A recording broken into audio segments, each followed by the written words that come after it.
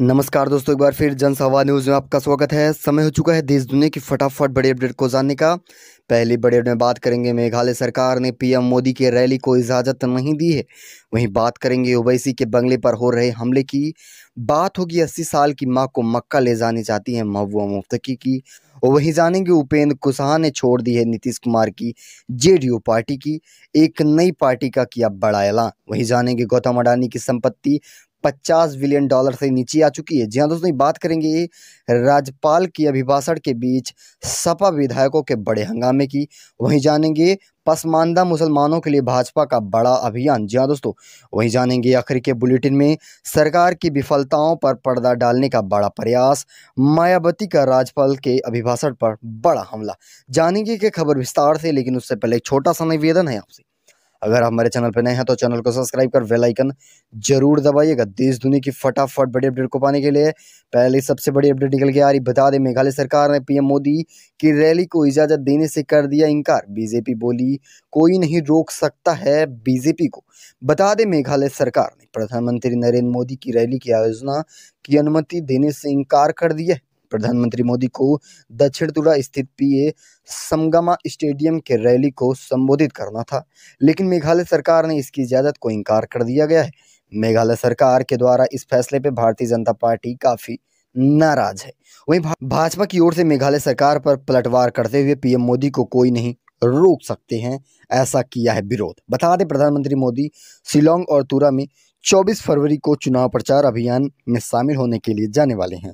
मेघालय में खेल विभाग की ओर से तुरा में रैली इजाजत नहीं दी गई है। वहीं विभाग की ओर से कहा गया है कि यहाँ पर निर्माण कार्य चल रहा है। जी हाँ दोस्तों, मैं बता दें सबसे बड़ी अपडेट निकल के आ रही।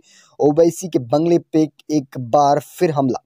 ओवैसी का बड़ा बयान, कहा तुरंत कार्रवाई करे दिल्ली पुलिस। बता दें, सांसद ओवैसी के दिल्ली स्थित सरकारी बंगले पर एक बार फिर हमला हुआ है। यह जानकारी रविवार देर रात उन्होंने खुद ट्वीट करके दी थी। बता दें, आईएमआईएम के प्रमुख के संपर्क में दिया गया और शिकायत भी दर्ज कर दी गई है। अपनी शिकायत में ओवैसी ने आरोप लगाया कुछ अज्ञात बदमाश द्वारा उनके दिल्ली आवास पर पत्थर फेंके गए हैं। वहीं घटना अशोक रोड इलाके के आईएमआई प्रमुख के आवास पर शाम करीब 5:30 बजे सूचना के बाद अतिरिक्त डीसीपी के नेतृत्व वाली दिल्ली पुलिस एक टीम उनके आवास पर दौरा की और सबूत जुटाए हैं।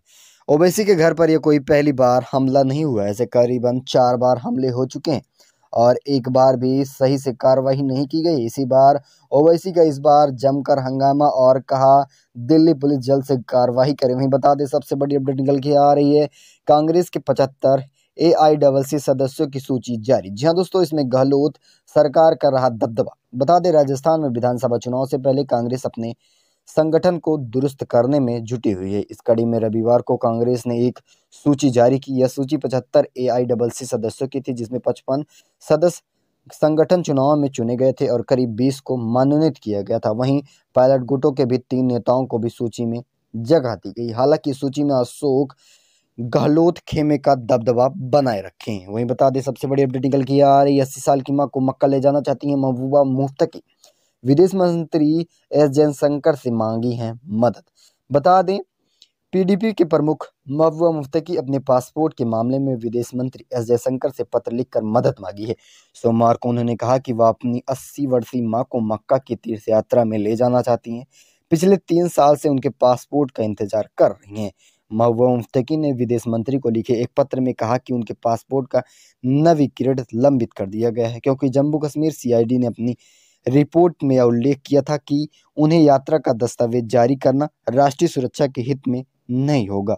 वहीं बता दें सबसे बड़ी अपडेट निकल के आ रही है, उपेंद्र कुशवाहा ने छोड़ दी है नीतीश कुमार की जेडीयू पार्टी। बता दें, नई पार्टी का कर लिया गठन।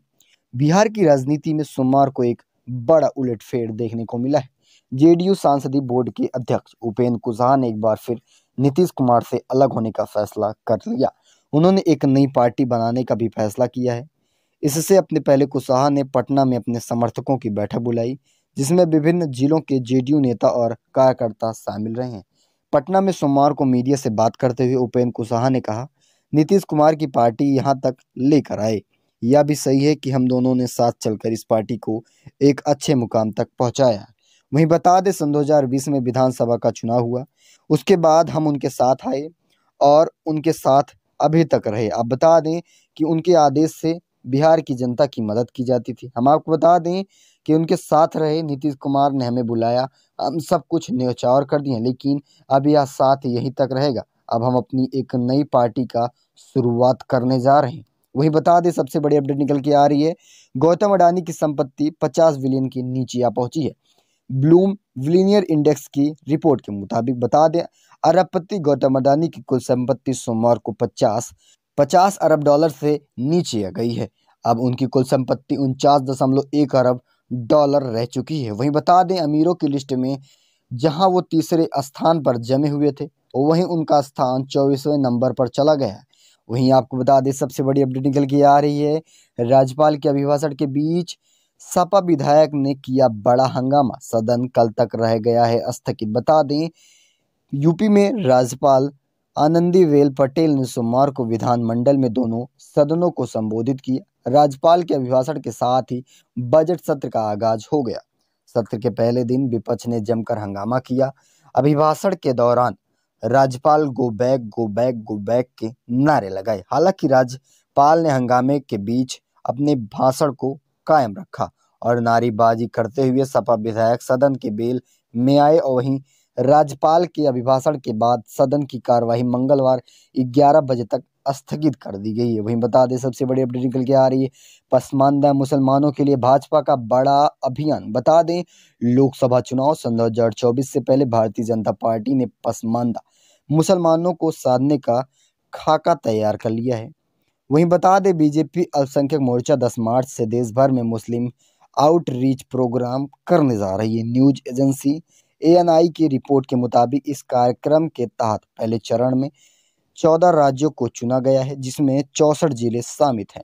जम्मू कश्मीर, दिल्ली, गोवा, हरियाणा, पश्चिम बंगाल, उत्तर प्रदेश, तमिलनाडु, तेलंगाना, मध्य प्रदेश, लद्दाख, महाराष्ट्र, केरल और बिहार शामिल रहेंगे। बता दें पिछले महीने जनवरी भाजपा की राष्ट्रीय बैठक हुई थी। इस दौरान प्रधानमंत्री ने खासकर अल्पसंख्यक समुदाय वहीं खास तौर पर पसमानदा मुसलमानों पर फोकस किए हैं। वहीं बता दें सबसे बड़ी अपडेट निकल के आ रही है, संजय राउत को पागल बता एका शिंदे ने ठोका शिवसेना पर भवन का भी दावा। बता दें शिवसेना पर दावों को लेकर महाराष्ट्र में एक बार फिर से लड़ाई सड़कों पर जा पहुंची। एका शिंदे गुट ने अब मुंबई स्थित पार्टी मुख्यालय शिवसेना भवन पर भी दावा ठोक दिया। चुनाव आयोग की ओर से नाम और निशान आवंटित किए जाने के बाद शिंदे गुट उत्साहित है और उसने पार्टी के दफ्तर को अपने लिए मंदिर बताते हुए एक दावा किया है। इस दावे में उद्धव ठाकरे समर्थकों ने उबाल मारी है और वो सड़क पर उतर आए हैं। वहीं शिवसेना भवन में बाहर जमे उद्धव समर्थकों ने जमकर नारेबाजी की। यही नहीं, लोगों ने चुनाव आयोग के खिलाफ भी नारेबाजी की है। दरअसल आयोग के फैसले से उद्धव ठाकरे समर्थक खफा रहे हैं। इसे लेकर संजय राउत के आरोप लगाया कि 2000 करोड़ रुपए शिवसेना का नाम और निशान छीनने के लिए खर्च किए गए हैं। इस बीच मुख्यमंत्री एकनाथ शिंदे ने खुद मीडिया के सामने आया। उन्होंने शिवसेना भवन पर भी दावा कर दिया है, सेना भवन हमारा मंदिर है, उस पर नियंत्रण करने का कोई सवाल ही नहीं उठता है।